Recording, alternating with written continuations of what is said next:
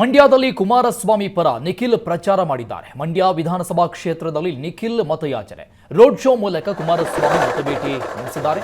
ಹಳೆ ಬೂದನೂರು, ಹೊಸ ಬೂದನೂರು, ಚಿಕ್ಕಮಂಡ್ಯ, ಸಾತನೂರು ಸೇರಿದಂತೆ ಅನೇಕ ಕಡೆಗಳಲ್ಲಿ ನಿಖಿಲ್ ಕ್ಯಾಂಪೇನ್ ನಡೆಸಿದ್ರು. ನಿಖಿಲ್ಗೆ ಸ್ಥಳೀಯ ಜೆಡಿಎಸ್ ಮತ್ತು ಬಿಜೆಪಿ ನಾಯಕರು ಕೂಡ ಸಾಥ್ ಕೊಟ್ಟಿದ್ದಾರೆ.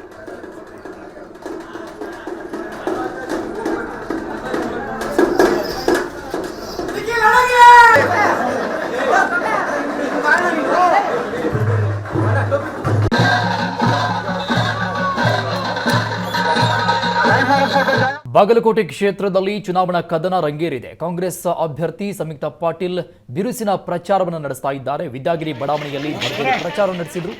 ಮನೆ ಮನೆಗೆ ತೆರಳಿ ಕಾಂಗ್ರೆಸ್ ಸಾಧನೆ ಹೇಳುವ ಮೂಲಕ ಮತದಾರರಲ್ಲಿ ಮನವಿ ಮಾಡಿಕೊಂಡಿದ್ದಾರೆ. ಬಾಗಲಕೋಟೆ ನಗರ ಸೇರಿದಂತೆ ಗ್ರಾಮೀಣ ಭಾಗದಲ್ಲಿ ಪ್ರಚಾರವನ್ನು ನಡೆಸ್ತಾ ಇರುವ ಸಂಯುಕ್ತ ಪಾಟೀಲ್ ಉತ್ತಮ ಬೆಂಬಲ ವ್ಯಕ್ತವಾಗ್ತಾ ಇದೆ.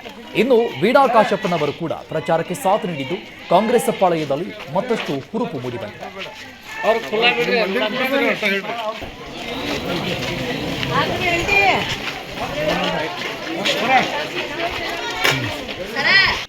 ನನಗೆ ಆನಿ ಬಲ ಬಂದಿದೆ, ಕಾಂಗ್ರೆಸ್ ಪಕ್ಷಕ್ಕೆ ಗೆಲುವು ಬಂದಿದೆ ಅಂತ ನಾನು ಬಹಳ ಹೆಮ್ಮೆಯಿಂದ ಹೇಳಕ್ಕೆ ಇಷ್ಟಪಡ್ತೀನಿ.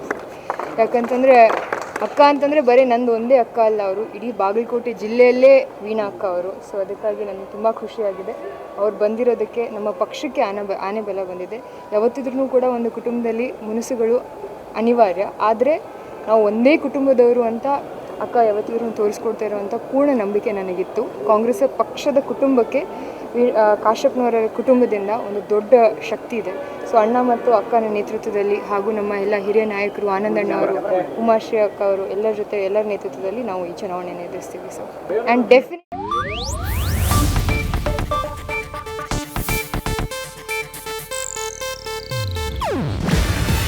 ಇದು ಏಷ್ಯಾನೆಟ್ ನ್ಯೂಸ್ ನೆಟ್ವರ್ಕ್ ಪ್ರಸ್ತುತಿ. ನೀವು ನೋಡ್ತಿದ್ದೀರಾ ಏಷ್ಯಾನೆಟ್ ಸುವರ್ಣ ನ್ಯೂಸ್.